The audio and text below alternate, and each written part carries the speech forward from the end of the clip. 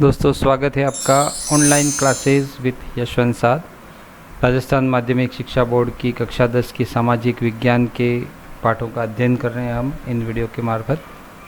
चलिए शुरू करते हैं आज का अपना पाठ, मुद्रा और वित्तीय संस्थाएं। मुद्रा, जिसको आम बोलचाल की भाषा में हम मुद्रा शब्द का उपयोग नहीं करते हैं, हम इसको नोट या सिक्के कहते हैं। और वित्तीय संस्थाएं जो भी मुद्रा से संबंधित काम करती हैं वो सभी वित्तीय संस्थाएं कौन कौन सी हैं। तो लीजिए शुरू करते हैं, मुद्रा और वित्तीय संस्थाएं। मुद्रा और वित्तीय संस्थाएं जो चैप्टर है उसके अंतर्गत हम क्या क्या पढ़ेंगे वो एक बार देख लेते हैं। सबसे पहला मुद्रा क्या होती है, फिर मुद्रा की उत्पत्ति और फिर मुद्रा का विकास। मुद्रा के विकास में वस्तु विनिमय प्रणाली, धातु मुद्रा और पत्र मुद्रा। फिर मुद्रा के कार्य तथा अर्थव्यवस्था में मुद्रा की भूमिका, उत्पादन के क्षेत्र में मुद्रा की भूमिका। फिर उसके बाद पढ़ेंगे हम बचत एवं साख। उसके अंतर्गत वित्तीय मध्यस्थ कौन होते हैं, फिर साख के संस्थागत और गैर संस्थागत स्रोत कौन से हैं, वाणिज्यिक बैंक किसके अंतर्गत आते हैं, ये क्या काम करते हैं, उनकी भूमिका और कार्य क्या है। फिर साख के गैर संस्थागत स्रोत कौन कौन से हैं, जैसे देशी बैंकर और साहूकार। फिर साख के संस्थागत और गैर संस्थागत स्रोत में अंतर क्या है वो देख लेंगे। फिर स्वयं सहायता समूह और चिट फंड जो भी कंपनियां हैं या संस्थाएं हैं, इन सभी चीज़ों का हम इस चैप्टर के अंतर्गत अध्ययन करेंगे, मुद्रा और वित्तीय संस्थाएं। अब ये जो मुख्य पॉइंट्स यहाँ पर दे रखे हैं ये सभी हम एक वीडियो में संपन्न नहीं कर पाएंगे, तो कुछ कुछ करके एक एक वीडियो में अलग अलग देखेंगे हम। तो इस वीडियो में हम क्या पढ़ेंगे एक बार देख लेते हैं। इस वीडियो में हम पढ़ेंगे मुद्रा क्या होती है, फिर मुद्रा की उत्पत्ति और विकास, जैसे अपन ने अभी देखा थोड़ी देर पहले कि विकास, वस्तु विनिमय प्रणाली, धातु मुद्रा और पत्र मुद्रा तक हम पहुँचे हैं। फिर मुद्रा के कार्य और अर्थव्यवस्था में मुद्रा की भूमिका और उत्पादन के क्षेत्र में मुद्रा की भूमिका। ये कुछ पॉइंट्स हैं जो एक एक करके हम देखेंगे इस वीडियो में। चलिए शुरू करते हैं। मुद्रा और वित्तीय संस्थाएँ। आमतौर पर वस्तुओं और सेवाओं के लिए हम जो कुछ भी भुगतान करते हैं उसे मुद्रा कहा जाता है। आमतौर पर साधारणतः हम जो भी कभी कोई मार्केट में कुछ खरीदने जाते हैं या कोई काम करता है तो उसके बदले में हम जो भी देते हैं वो मुद्रा कहा जाता है। जैसे हमने कॉपी खरीदी, पेन खरीदा, या हमने कोई घर पे काम करवाया, हमने टीचर से पढ़े या जो भी काम किया हो, उसके बदले में जो भी भुगतान किया जाता है वो भुगतान मुद्रा कहलाती है। सामान्य रूप से उपयोग किया जाने वाला विनिमय का साधन मुद्रा है। साधारणतः आजकल हम जो भी विनिमय के लिए, विनिमय का मतलब होता है आदान प्रदान करना, तो उसके लिए हम जो भी उपयोग करते हैं साधारण रूप से वो मुद्रा है। अतः मुद्रा वह कोई भी वस्तु है जिसे वस्तुओं और सेवाओं के भुगतान के लिए सामान्य स्वीकृति प्राप्त है। यहाँ पर स्वीकृति प्राप्त है, सामान्य स्वीकृति का मतलब आपने नोट के ऊपर लिखा हुआ पढ़ा होगा कि मैं धारक को इतने रुपए अदा करने का वचन देता हूँ, तो एक उस कागज़ की जो वैल्यू है वो एक स्वीकृति से है। ठीक है ना। हमारे पास जो नोट है, आपने वो एक फिल्म भी देखी होगी जिसमें वो कागज़ ले करके जाता है पर उन कागज़ों की कोई वैल्यू नहीं होती। तो जिस कागज़ पर कुछ लिखा हो जो हमको भुगतान की स्वीकृति देता हो कि हाँ ये वैल्यूएबल है, तो वह मुद्रा है जो वस्तुओं और सेवाओं के भुगतान के लिए सामान्य स्वीकृति प्राप्त है, सभी को वो स्वीकार है, और वो हैं हमारे करेंसी नोट और सिक्के। विनिमय जो भी थोड़ी देर पहले शब्द आया था, वस्तु या सेवा का मुद्रा या अन्य किसी वस्तु या सेवा के बदले आदान प्रदान करना। इसमें शॉर्ट में बताया था आपको आदान प्रदान। इसको और बड़ी रूप में समझें तो इसकी परिभाषा है विनिमय की, वस्तु या सेवा, गुड्स और सर्विस का मुद्रा या अन्य किसी वस्तु या सेवा के बदले आदान प्रदान करना विनिमय कहलाता है। भारतीय मुद्रा को भारतीय राष्ट्रीय रुपया कहा जाता है। ये आपने कहीं पढ़ा भी होगा, INR। तो INR है इंडियन नेशनल रुपी। आपने कभी कॉपी खरीदते हैं, कोई पुस्तक खरीदते हैं या कोई और सामान भी खरीदते हैं तो उसके ऊपर लिखा होता है INR। तो INR की फुल फॉर्म है इंडियन नेशनल रुपी, भारतीय राष्ट्रीय रुपया। 1 रुपया 100 पैसे के बराबर होता है। अब शायद आप लोगों ने 50 पैसे के सिक्के या 25 पैसे के सिक्के या 5 पैसे का सिक्का नहीं देखा होगा, तो ऐसे करते करते ये 1 रुपया बनता था। जैसे 2 50 पैसे का सिक्के हो करके 1 रुपये की वैल्यू होती थी, या 4 25 पैसे के सिक्के जिसको चवन्नी भी कहा जाता था, तो उसके 4 चवन्नी के 1 रुपया बन जाता, यानी 25 25 25 4 बार हो जाते हैं तो 100 पैसे हो जाते हैं। तो 1 रुपये 100 पैसों के बराबर होता है। आजकल ये मुद्रा जो पैसे हैं कहलाते हैं, 5 पैसे 20 पैसे 15 पैसे, ये जो पैसे थे वो आजकल आमतौर पर चलन में नहीं देखने को मिलती। आप घर पे अगर पुराने सिक्के पड़े हों तो ज़रूर देख सकते हैं, और इसके बारे में अपने माता पिता से, अपने अग्रज जो भी हैं घर पे, उनसे बात कर सकते हैं कि ये 100 पैसे 1 रुपये में कैसे होते थे, तो वो आपको और डिटेल में बताएंगे, उन सिक्कों के मार्फत बता देंगे। तो 1 रुपया 100 पैसे के बराबर होता है। भारतीय रुपये का प्रतीक र, इस तरह से र बना हुआ है, जो इंग्लिश में भी आर जैसा दिखता है और हिंदी के भी र के बराबर जैसा है, और उसके अंदर एक आड़ी लाइन है। तो ये प्रतीक आपको जहाँ कहीं भी दिखे, इसका मतलब होता है भारतीय रुपया। जैसे अन्य देशों के जो प्रतीक होते हैं वो भी कुछ हैं जो अपन देखेंगे इसी में। यह प्रतीक डी उदय कुमार द्वारा तैयार किया गया है। ये जो प्रतीक है इसको डी उदय कुमार ने तैयार किया गया, और इसको अभी हम पूरे देश में इसको काम में ले रहे हैं, रुपये का प्रतीक। इसी प्रकार संयुक्त राज्य अमेरिका की मुद्रा डॉलर, डॉलर का प्रतीक ये कुछ इस तरह से है, एस जैसा बना हुआ और उसके एक खड़ी लाइन है। ब्रिटेन की मुद्रा पाउंड स्टर्लिंग, इसका प्रतीक ये है। यूरोपीय मुद्रा जो है, यूरोपीय समूह की मुद्रा यूरो, उसका प्रतीक कुछ इस तरह से है। और जापान की मुद्रा येन का प्रतीक ये इस तरह से है। तो ये सभी देशों के अपने अपने जो मुद्रा चलती है, चलन में होती है, उसके प्रतीक हैं। भारत की जो मुद्रा का प्रतीक ये र, और इसके अंदर एक आड़ी लाइन है, इस तरह का भारत की मुद्रा का प्रतीक है। तो ये कुछ मुद्रा के बारे में कुछ सामान्य जानकारी। और आगे मुद्रा की उत्पत्ति तथा विकास। तो पहले मुद्रा की उत्पत्ति को देखते हैं। मुद्रा की उत्पत्ति के संबंध में अंग्रेजी भाषा के शब्द मनी, जो हम अंग्रेजी भाषा का शब्द यूज़ करते हैं मनी, उसकी उत्पत्ति लैटिन भाषा के शब्द मोनेटा से हुई है। लैटिन भाषा विज्ञान में भी कई तरह के शब्दों को बारे में पढ़ेंगे, देखेंगे। तो लैटिन भाषा बहुत ज़्यादा इन प्रचलन में आई, और उसके बाद फिर वो आम बोलचाल की भाषा बन गई। तो लैटिन भाषा का जो शब्द था मोनेटा, जैसे हमने डेमोक्रेसी में पढ़ा था, ऐसे कई सारे शब्द लगभग आपको हर विषय में मिल जाएंगे जो लैटिन भाषा से उत्पन्न हुए हैं। तो ये जो अंग्रेजी भाषा का शब्द मनी है वो मोनेटा से उत्पन्न हुआ, और मोनेटा लैटिन भाषा का शब्द है।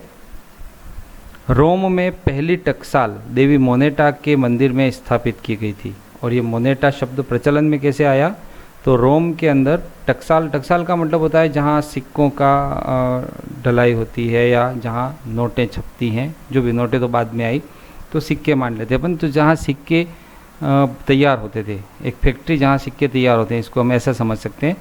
तो वो देवी मोनेटा के मंदिर में बनाई गई थी। तो इसीलिए उस सिक्कों को या मुद्रा को मोनेटा कहा गया, और मोनेटा से शब्द बना मनी।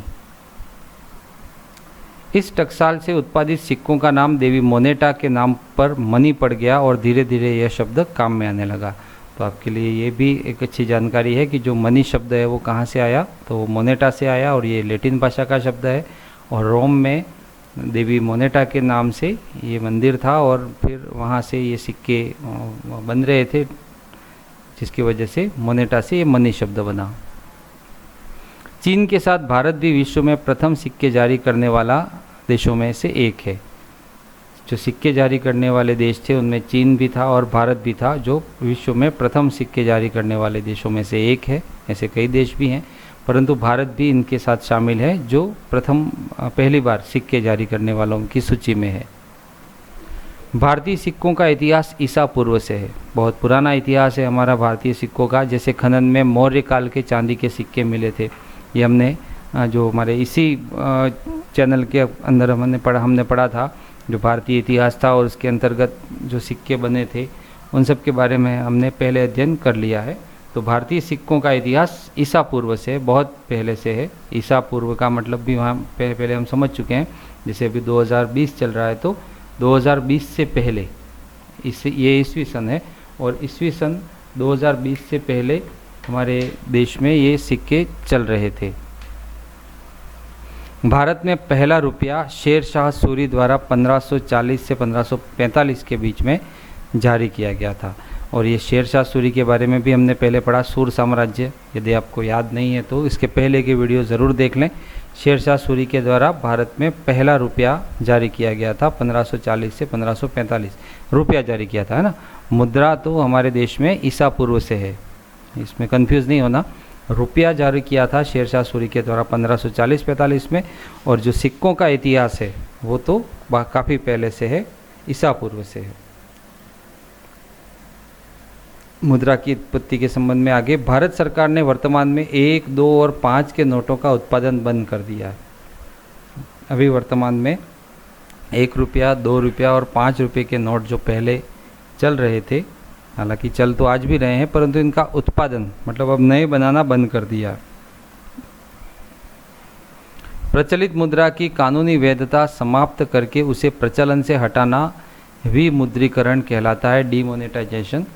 ये शब्द आपने काफ़ी सुना होगा। विमुद्रीकरण, जो मुद्रा चल रही है उसकी वैधता समाप्त, कानूनी वैधता समाप्त करके उसको प्रचलन से हटा देना विमुद्रीकरण कहलाता है। मुद्रा संबंधी एक ये शब्द है जिसको हमेशा ध्यान रखना है कि विमुद्रीकरण किसे कहते हैं। तो जो मुद्रा चलन में है उसको समाप्त करके, उसकी कानूनी वैधता समाप्त करके उसको प्रचलन से हटा देना विमुद्रीकरण कहलाता। और ये हमने क्यों पढ़ा, इसका रीज़न है कि 8 नवंबर 2016 को प्रधानमंत्री श्री नरेंद्र मोदी ने प्रचलित 500 और 1000 के नोटों के विमुद्रीकरण की घोषणा की है। ये आपने ध्यान होगा पूरा कि 2016 में 8 नवंबर 2016 को हमारे माननीय प्रधानमंत्री जी श्री नरेंद्र मोदी ने जो चलन में थे 500 और 1000 के नोट, उनका विमुद्रीकरण कर दिया। इसका मतलब कि वो अब चलन में नहीं रहे, उसकी जगह पर दूसरी मुद्रा आ गई है जो हम आजकल देख रहे हैं। वित्तीय शिक्षा के लिए भारतीय रिजर्व बैंक ने प्रोजेक्ट वित्तीय साक्षरता प्रारंभ किया। वित्तीय शिक्षा, रुपये पैसे संबंधी शिक्षा, जैसे हम ये जो पढ़ रहे हैं वो भी वित्तीय शिक्षा है एक तरह से। और ये वित्तीय शिक्षा का मतलब कि जो मुद्रा के संबंधी जो भी चीज़ें होती हैं उनकी जानकारी सभी को होनी चाहिए। मैं पहले भी अपने वीडियो में कह चुका हूँ कि हम जो भी पढ़ते हैं, जो भी सीखते हैं, उसको बोझ समझ करके नहीं पढ़ना चाहिए, उसको हमारे दैनिक जीवन में उपयोग है ऐसा समझ करके ही पढ़ना चाहिए। और वास्तव में समझना नहीं है, ऐसा है। जैसे अगर हम इन नोटों के बारे में, इस मुद्रा के बारे में जानकारी रखेंगे तो ये केवल किताबी ज्ञान नहीं, ये हमारे दैनिक जीवन में भी बहुत उपयोगी है।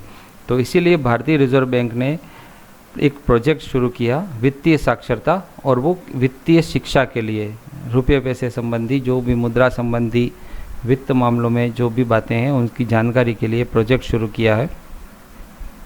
वित्तीय तंत्र से संबंधित और अधिक जानकारी के लिए हम इंटरनेट की इस वेबसाइट को भी देख सकते हैं, और इस वेबसाइट में वित्त संबंधी और जानकारी मिलेगी। और बहुत अच्छी वेबसाइट है जिसके अंदर हमें बहुत ज़्यादा जानकारी मिल सकती है, और आप प्लीज़ इसको देखिएगा। वाकर तथा हार्टले विदर्स के अनुसार मुद्रा वह है जो मुद्रा का कार्य करे। एक परिभाषा है वाकर और हार्टले विदर्स ने दी, और वो मुद्रा के संबंध में है कि मुद्रा किसे कहते हैं। तो मुद्रा वह है जो मुद्रा का कार्य करे। सीधी सी छोटी सी परिभाषा। जो मुद्रा का कार्य कौन कर सकता है, जैसे वस्तु विनिमय या वो जो होता था पहले, उसके बदले में हमको कहीं वस्तुएं लेनी है या सेवाएं लेनी है तो वो काम मुद्रा कर सकती है। तो मुद्रा वह है जो मुद्रा का कार्य करे। एक और परिभाषा है क्राउथर के अनुसार मुद्रा की परिभाषा किसी भी वस्तु के रूप में दी जा सकती है जिसे साधारणतः विनिमय का माध्यम स्वीकार किया जाता है।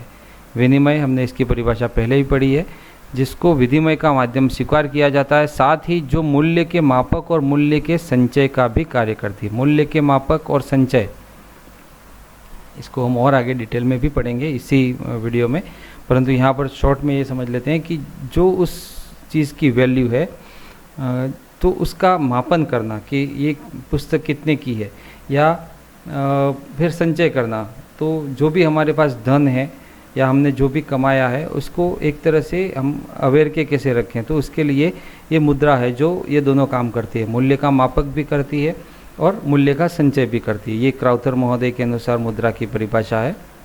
चलिए, मुद्रा की उत्पत्ति हमने पढ़ ली, अब पढ़ते हैं मुद्रा का विकास। तो मुद्रा का विकास किस तरह से हुआ, ये एकदम हुई घटना नहीं है, धीरे धीरे होता है और सब आवश्यकता जितनी होती है वो आविष्कार होता है। जैसे हमने पहले भी सुन रखा होगा कि आवश्यकता आविष्कार की जननी होती है। तो मुद्रा का जो विकास है वो स्टेप बाय स्टेप हुआ। पहले वस्तु विनिमय प्रणाली, फिर उसके बाद धातु मुद्रा और उसके बाद पत्र मुद्रा। एक एक करके देखते हैं इसको। मुद्रा का विकास। वस्तु विनिमय प्रणाली, इसमें वस्तुओं और सेवाओं का विनिमय प्रत्यक्ष रूप से वस्तुओं और सेवाओं के बदले में किया जाता है। वस्तु विनिमय प्रणाली क्या थी? जिसमें वस्तुओं और सेवाओं के बदले में वस्तुएं और सेवाएं दी जाती थी। अब इसको जब पहले मुद्रा नहीं होती थी और किसी को किसी चीज़ की ज़रूरत होती थी तो क्या करते, जैसे आपके पास गेहूं है और आपको चावल की ज़रूरत है, और किसी के पास चावल है और उसको गेहूं की ज़रूरत है, तो आपके पास जो गेहूं है वो उनको दे देंगे और वहाँ से उनके पास से चावल ले लेते थे। ये होता वस्तु के बदले में वस्तु विनिमय। और सेवा के बदले में सेवा, किसी ने आपका काम किया तो आप उनके घर काम कर देंगे। ओके, ये होता है वस्तु विनिमय प्रणाली, जिसमें वस्तुओं और सेवाओं का विनिमय प्रत्यक्ष रूप से वस्तुओं और सेवाओं के बदले में किया जाता है। इस प्रणाली में आवश्यकता के दोहरे संयोग की कठिनाई पाई जाती है। आवश्यकता का दोहरा संयोग का मतलब होता है कि जैसे आपके पास कोई चीज़ है और वो सामने वाले के पास नहीं है, तो आपने ये दे दी, ओके, ये तो हो गया वस्तु विनिमय। परंतु यदि ऐसा हो गया कि आपके पास कोई वस्तु है और वो सामने वाले के पास भी है, लेकिन सामने वाले के पास है, वो आपके पास नहीं है, तब आप क्या करेंगे? वो व्यक्ति नहीं देना चाहता, तो उस समय आपको कठिनाइयों का सामना करना पड़ेगा। इसलिए ये दोहरे संयोग की कठिनाई, दोहरा संयोग होना चाहिए कि आपके पास नहीं है और सामने वाले के पास है, सामने वाले के पास नहीं है और आपके पास है। ये संयोग होना चाहिए। अगर ये नहीं है तो ये कठिनाई है। आगे बढ़ते हैं। मुद्रा के विकास में वस्तु विनिमय प्रणाली में और क्या क्या बातें थी? इसके अलावा वस्तु विनिमय में मूल्य के एक मानक मापक का भी अभाव था। मानक मापक का मतलब, जैसे मैंने पहले उदाहरण दिया गेहूं और चावल का। अब गेहूं की वैल्यू और चावल की वैल्यू, उसमें अंतर कैसे करें कि कितने गेहूं के बदले में कितने चावल दें या कितने चावल के बदले में कितना गेहूं दें। तो ये एक मापक का अभाव भी था वस्तु विनिमय में। इसके अलावा वस्तु विनिमय में अविभाज्य वस्तु के संबंध में समस्या होती थी। जैसे किसी के पास घोड़ा है और किसी के पास भेड़ है। अब किसी के पास घोड़ा है और वो घोड़े को दे करके भेड़ लेनी है, तो बराबरी तो हो नहीं सकती थी। अब घोड़े के टुकड़े भी नहीं हो सकते थे। इसलिए जो भी अविभाज्य वस्तु है, जिसके टुकड़े नहीं हो सकते थे, उसमें विनिमय में भी काफ़ी समस्याएं होती थी। वस्तु विनिमय की इन सीमाओं के कारण इसे त्याग दिया गया और मौद्रिक विनिमय प्रणाली को अपनाया गया। और फिर वस्तु विनिमय की जो समस्याएं थी, इनको ख़त्म करने के लिए एक नई विनिमय प्रणाली आई, जिसको कहा जाता है मौद्रिक विनिमय प्रणाली, यानी मुद्रा से विनिमय करना। तो चलिए वस्तु विनिमय प्रणाली से आगे बढ़ते हैं और अब देखते हैं मुद्रा। और मुद्रा में सबसे पहले आई धातु मुद्रा, जिसको हम सिक्के कह सकते हैं। प्रारंभ में धातु से बनी वस्तु और धातुओं के टुकड़ों ने मुद्रा का कार्य किया। सबसे पहले धातु की वस्तुएं जो बनी हुई थी या धातु के टुकड़े थे, उन्होंने मुद्रा का कार्य करना शुरू किया। बाद में इस पर मोहर लगाने से इसका मूल्य लिखा जाने लगा। फिर इसके ऊपर, उन धातु के टुकड़ों के ऊपर मोहर लगने लगी और फिर उस मोहर लगने के बाद उसका मूल्य भी लिखा जाने लगा कि इस धातु के टुकड़े की मूल्य इतना है। धातु सिक्कों का उपयोग चीन, भारत और मिस्र में प्रारंभ हुआ। जैसे पहले भी देखा था हमने कि सिक्के जारी करने में चीन, भारत, मिस्र, इन अग्रणी देशों में भारत भी था सिक्के जारी करने में। धातु मुद्रा के उत्पादन में अधिक खर्चा आता था। और ये जो धातु मुद्रा बनती थी, जैसे चांदी की हो, तांबे की हो, सोने की हो, जो भी जिस धातु की भी बने, फिर उसके ऊपर मोहर लगाना, ये सब चीज़ों में बहुत ज़्यादा खर्चा आता था। तो अब धातु मुद्रा के बदले में अपनाया जाने लगा पत्र मुद्रा। पत्र यानी कागज़ की मुद्रा। देखिए, ये मुद्रा का विकास पढ़ रहे हैं हम। सबसे पहले विनिमय, वस्तु विनिमय, उसके बाद धातु मुद्रा और अब पत्र मुद्रा। और पत्र मुद्रा से सब वाकिफ़ हैं, सब ने देखे हैं कागज़ की जो मुद्रा है। पत्र मुद्रा उन सभी दोषों से मुक्त है जो धातु मुद्रा में थे। धातु मुद्रा में जो भी दोष थे, उन सभी दोषों से ये मुक्त है। जैसे एक दोष तो हमने पढ़ा कि इसमें बहुत ज़्यादा खर्चा आता था, फिर बहुत ज़्यादा रकम अगर एक जगह से दूसरी जगह ले जानी हो तो वो भारी भरकम होती थी। पत्र मुद्रा में ये दोष नहीं है। इसके उत्पादन में भी कम खर्चा आता है और हस्तांतरण भी सुविधाजनक है। इसका उत्पादन भी कम खर्चीला है और एक से दूसरे में जब देना हो तो ये सुविधाजनक होती है। धातु मुद्रा की बदले में पत्र मुद्रा ज़्यादा सुविधाजनक होती है। बढ़ती मांग को पूरा करने के लिए पत्र मुद्रा की आपूर्ति आसानी से बढ़ाई भी जा सकती है। जैसे ये जो अर्थव्यवस्था में होता है, जब मुद्रास्फीति और ये सब चीज़ें हमने इसके अगले की वीडियो में देखें, तो जब कभी भी ज़्यादा नोट चलन में लाने हो, ज़्यादा मुद्राएं नोट में लानी हो, तो आसानी से इसको छपाई करके बढ़ाया जा सकता है, और सिक्कों के लिए ज़्यादा समय लगता है। अब पत्र मुद्रा से भी आगे बढ़कर साख मुद्रा और निकट मुद्रा भी काम में आने लगी है। पत्र मुद्रा से भी आगे अब क्रेडिट, साख मुद्रा का मतलब होता है क्रेडिट, और निकट मुद्रा यानी जो घर है, सोना चांदी है, ज़मीन है, ये सभी। तो अब ये जो मुद्रा का विकास हो रहा है उसमें वस्तु विनिमय, फिर धातु मुद्रा और पत्र मुद्रा, और अब जैसे साख मुद्रा और निकट मुद्रा के अलावा अभी ई मुद्रा भी काम आ रही है। ई मुद्रा जैसे हम इंटरनेट से जो भी काम करते हैं, तो उसमें कहीं कुछ भी लेना देना नहीं होता। सबसे पहले बहुत बड़ी वस्तु थी वस्तु विनिमय में, उससे हम छोटे पे आए धातु में, उससे और कम वैल्यूएबल मतलब कागज़ में आए, अब कागज़ से भी और कम में हम आ गए ई मुद्रा पर। तो अब ई मुद्रा चलो हम अपने सिलेबस में नहीं है, इसके बारे में हम ज़्यादा नहीं चर्चा करते। तो ये मुद्रा के विकास के कुछ चरण थे। आगे बढ़ते हैं। मुद्रा के विकास से आगे मुद्रा के विभिन्न कार्य, और मुद्रा के विभिन्न कार्य जो भी हैं, हम सब जानते हैं कि मुद्रा के क्या क्या कार्य हैं, मुद्रा क्या क्या काम आती है। एक एक करके इसको लेते हैं। सबसे पहला है विनिमय का माध्यम, आदान प्रदान। जब वस्तु और सेवा के बदले में दिया जाए तो उसी को विनिमय कहते हैं। यह विनिमय या भुगतान का एक माध्यम है, हम सबको पता है, और हम सब इसका इस्तेमाल भी करते हैं। हमको कहीं आना जाना होता है, अगर हम गाड़ी में बैठ करके भी जाते हैं तो इस सेवा के बदले में हम कुछ ना कुछ देते हैं, या हम दुकान से खरीदते हैं तो भी कुछ ना कुछ भुगतान करते हैं। तो ये विनिमय या भुगतान का एक माध्यम है। यह वस्तु विनिमय प्रणाली की आवश्यकताओं के दोहरे संयोग की समस्या को भी समाप्त कर देता है। जैसे वस्तु विनिमय में दोहरा संयोग था, तो उस दोहरे संयोग की सीमा को भी समाप्त कर देता है। मुद्रा हर जगह काम आती है, हमको जो भी खरीदना हो हम उसको खरीद सकते हैं अगर हमारे पास मुद्रा है तो विनिमय का एक माध्यम है मुद्रा। दूसरा है खाते की इकाई या मूल्य का मापक। किसी भी वस्तु की मूल्य का मापक है, अभी थोड़ी देर पहले भी आया था ये शब्द।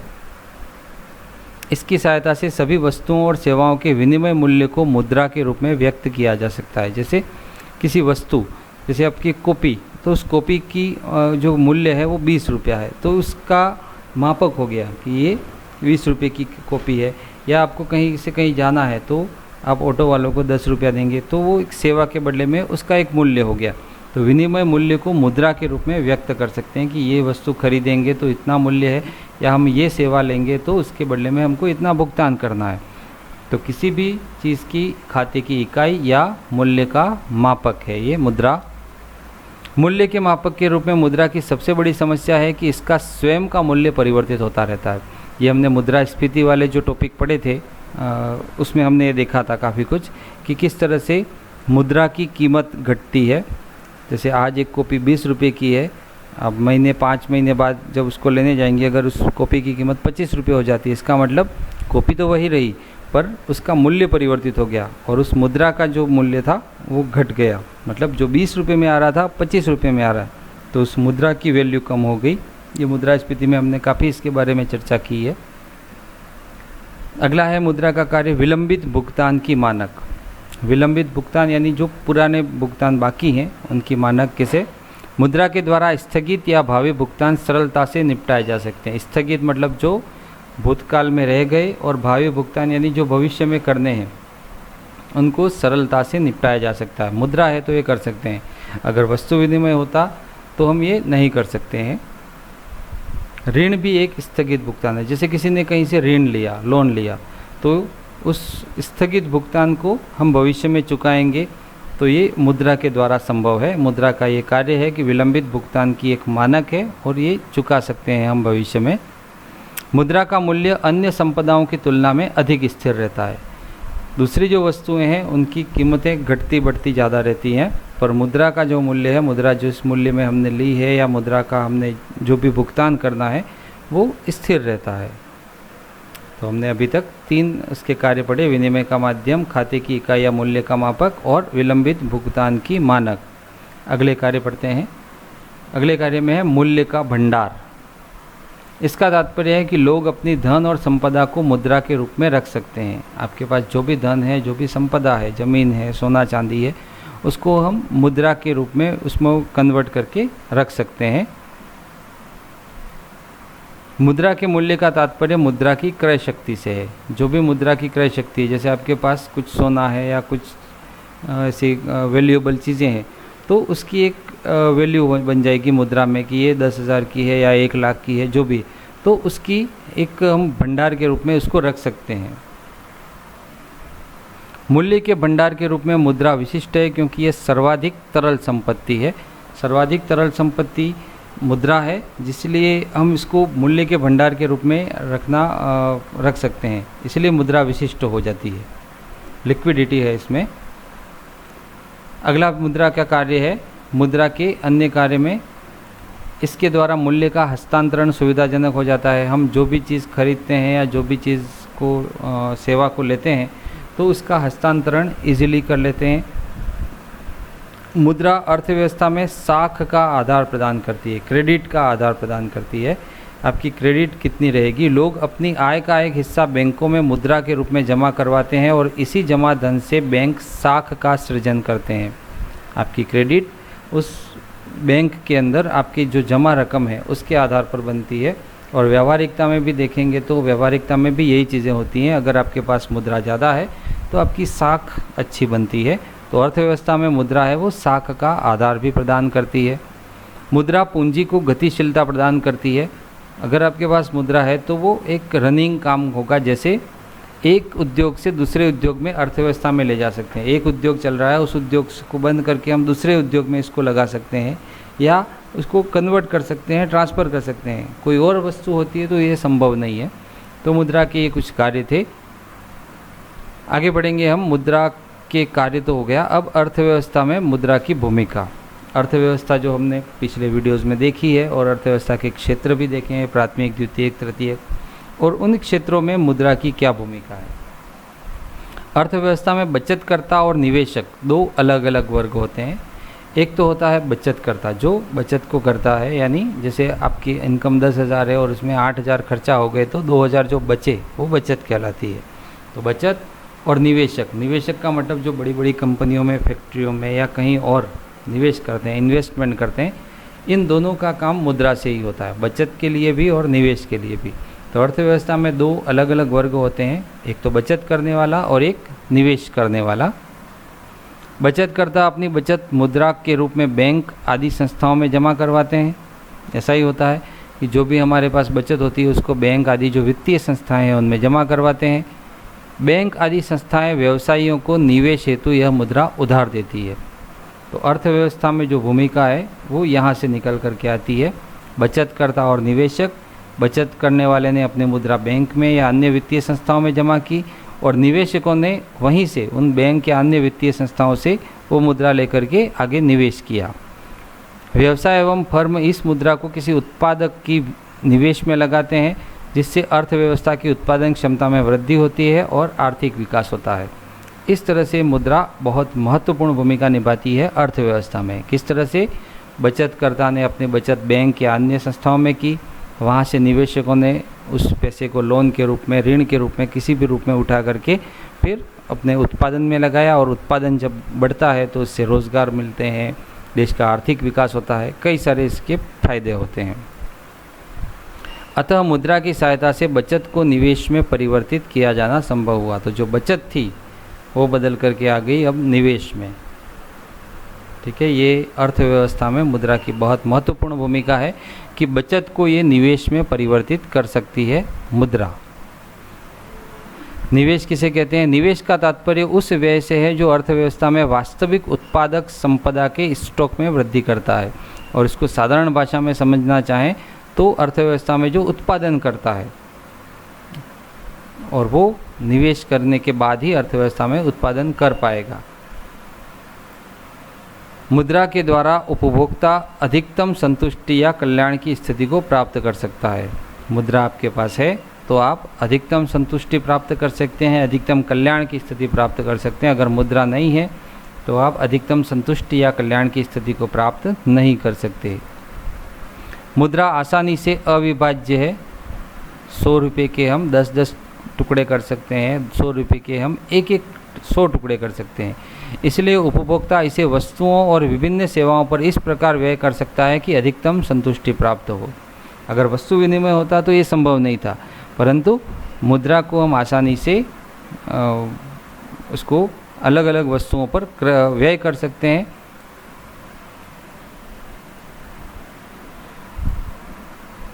मुद्रा के द्वारा श्रम विभाजन एवं विशिष्टीकरण को अपनाने से बड़े पैमाने पर उत्पादन संभव हो पाया है। श्रम विभाजन और विशिष्टीकरण ये दो अलग अलग शब्द हैं, इसको एक एक करके हम देखेंगे कि मुद्रा के द्वारा श्रम विभाजन और विशिष्टीकरण किस तरह से हुआ और उससे उत्पादन कैसे संभव हुआ।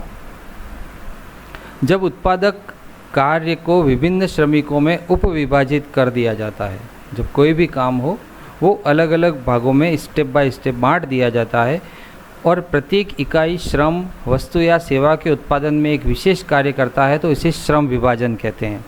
जैसे मान लीजिए कोई बड़ी फैक्ट्री है, उसमें मजदूर से लगा करके उसके ऊपर और अधिकारी, फिर उसके ऊपर और अधिकारी, फिर उसके ऊपर और अधिकारी, इस तरह से जो सिस्टम बना आता है तो ये श्रम विभाजन कहलाता है। तो श्रम विभाजन की वजह से, और एक दूसरा है विशिष्टीकरण। विशिष्टीकरण तब घटित होता है जब एक आर्थिक संसाधन एक विशेष वस्तु या सेवा को उत्पादित करता है। जब कोई आर्थिक संसाधन, जो कोई फैक्ट्री है या दुकान है या जो भी फर्म है, एक वस्तु या विशेष वस्तु या सेवा को जब उत्पादित करता है और एक श्रम विभाजन होता है, तो इन दोनों की वजह से उत्पादन बड़े पैमाने पर संभव हो पाता है। अब आप समझ गए होंगे कि मुद्रा के द्वारा श्रम विभाजन और विशिष्टीकरण को अपनाने से कैसे उत्पादन संभव हो पाया। तो श्रम विभाजन में अलग अलग सभी को अपना अपना जो भी मेहनताना है या जो भी उनका लाभांश है वो मिल जाता है, ये श्रम विभाजन। और विशिष्टीकरण, जब कोई वस्तु का विशेष उत्पादन होता है या सेवा का उत्पादन होता है तो उसको विशिष्टीकरण कहते हैं। तो ये मुद्रा के द्वारा ही संभव है, श्रम विभाजन और विशिष्टीकरण। अगर मुद्रा नहीं हो तो श्रम विभाजन भी संभव नहीं है और विशिष्टीकरण भी संभव नहीं है। इसलिए मुद्रा के द्वारा श्रम विभाजन और विशिष्टीकरण को अपनाने से बड़े पैमाने पर उत्पादन संभव हो पाया है। श्रम विभाजन और विशिष्टीकरण के कारण उत्पादकीय कुशलता में वृद्धि होती है और उत्पादन का उच्च स्तर प्राप्त होता है। जब भी श्रम विभाजन और विशिष्टीकरण हो तो उत्पादकीय कुशलता आती है। जो अलग अलग स्टेप बाय स्टेप जो कैडर बने होते हैं, उन कैडर के आधार पर अगर उनको मुद्रा या लाभांश या मेहनताना मिलता रहे तो इससे उत्पादकीय कुशलता में वृद्धि होती है और उत्पादन का उच्च स्तर भी प्राप्त होता है। मुद्रा के माध्यम से उत्पादन में सुलभता, विभिन्न उत्पादक इकाइयों में उत्पादन का वितरण संभव है। मुद्रा के माध्यम से उत्पादन में सुलभता आती है, विभिन्न उत्पादक इकाइयों में इसका उत्पादन का वितरण संभव है। जैसे जो भी मुद्रा है उस मुद्रा से जो भी लाभांश आया उत्पादन इकाइयों से, उसका इजीली हम वितरण कर सकते हैं। अगर मुद्रा नहीं हो तो इजीली इसका वितरण संभव नहीं है। मुद्रा के कारण ही राष्ट्रीय और अंतर्राष्ट्रीय व्यापार में तेज वृद्धि संभव हुई है। ये जो मुद्रा है उसी वजह से एक देश में और एक देश से दूसरे देश में व्यापार में तेज वृद्धि हुई। अगर मुद्रा नहीं होती, केवल वस्तु विनिमय होता, तो इतना तो तेज व्यापार आज हम विश्व में देख रहे हैं वो संभव नहीं था। सरकार जनता के कल्याण के लिए जो योजनाएं चलाती है, इन योजनाओं पर सरकार को अधिक व्यय करना होता है, जिसकी पूर्ति कर एवं सार्वजनिक ऋणों से होती है, जो मुद्रा के रूप में प्राप्त होती है। सरकार जो भी व्यय करती है, जो भी खर्च करती है जनता में, उस खर्च को जो पूर्ति होती है वो सार्वजनिक ऋणों से या टैक्स के द्वारा जो भी सरकार लेती है वो मुद्रा के रूप में ही प्राप्त होती है। तो मुद्रा के रूप में अगर ये सब चीज़ें प्राप्त होती है तो जनता के कल्याण के लिए सरकार योजनाएं भी चला सकती है। ये जो हम पढ़ रहे हैं वो उत्पादन के क्षेत्र में मुद्रा की भूमिका के बारे में पढ़ रहे हैं कि किस तरह से उत्पादन के क्षेत्र में मुद्रा अपनी भूमिका अदा करती है। मुद्रा एक साधन है, साध्य नहीं। इसकी अंतिम लाइन यही है कि मुद्रा को हम साधन के रूप में इस्तेमाल करना है, न कि साध्य के रूप में। साध्य तो मानव विकास है, देश का विकास है या स्वयं का कल्याण है, स्वयं की खुशहाली समृद्धि है। तो मुद्रा को एक साधन के रूप में ही रखना है, साध्य के रूप में नहीं रखना है। हमने जो इस वीडियो में आज पढ़ा उसको एक बार फिर देख लेते हैं। पहले हमने मुद्रा क्या है उसके बारे में देखा, फिर मुद्रा की उत्पत्ति और विकास में वस्तु विनिमय, धातु मुद्रा और पत्र मुद्रा, फिर मुद्रा के कार्य और अर्थव्यवस्था में मुद्रा की भूमिका, उत्पादन के क्षेत्र में मुद्रा की भूमिका, ये कुछ पॉइंट्स हमने इस वीडियो में देखे। आपको वीडियो कैसा लगा प्लीज़ कमेंट, लाइक, शेयर और सब्सक्राइब ज़रूर कीजिएगा। बहुत जल्द मिलते हैं अगले वीडियो में। धन्यवाद।